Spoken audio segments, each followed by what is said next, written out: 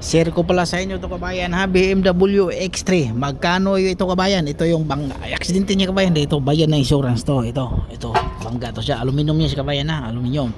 So ito kabayan, nasa 20,000 to siya kabayan. Mahigit mga 22,000. Yung headlight niya kabayan kasi bago yung headlight, basag. Ito yung headlight, ipakita ko sa inyo. Ito, sikanhan lang yung binili. Yung bracket niya yung basag, busag.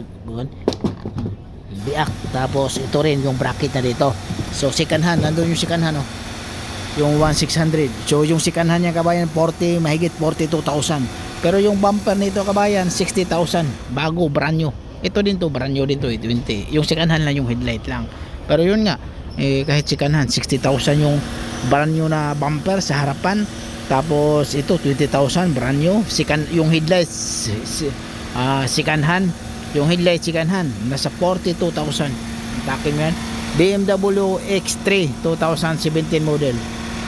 So ganun talaga kabayan pag may sasakyan, pag ma-aksidente ka, kaya dapat naka-insure talaga. So okay lang yung naka-insure yung sasakyan, yung may-ari hindi. Kasi aksidente talaga yun. Yun ang pinakamahirap talaga pag may sasakyan. Okay?